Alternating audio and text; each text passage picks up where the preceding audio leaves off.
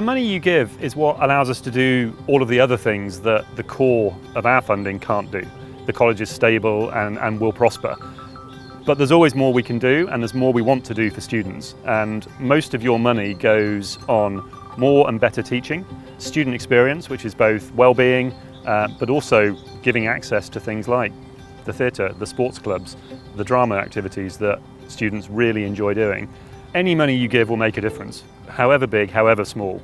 We're always needing the money, and there's always valuable things we can do with it. Many of you will remember from your time here the close supervisions, the teaching you had. That's incredibly expensive. Sitting two people in a room with one of the preeminent academics in the world is not cheap. And we're always looking to spend more in that space to give our students the education that they need, we want to be proud of, and you can be proud of. We've spent already significant amounts of money increasing the size of the fellowship, and we want to do more of that. So that's the first place that your money will go.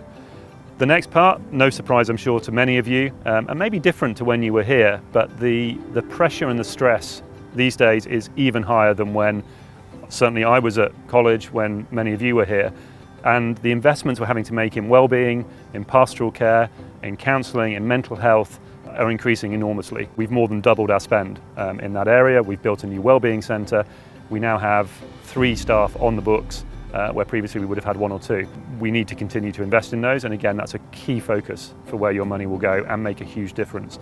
And I'm sure many of you have experienced over the last few years the mental health issues that our young people have faced. My children have, and I'm sure from speaking with many of you, your own children have gone through that. And we want to make sure we're providing that level of care. And then the third area will be just on the fabric of these buildings.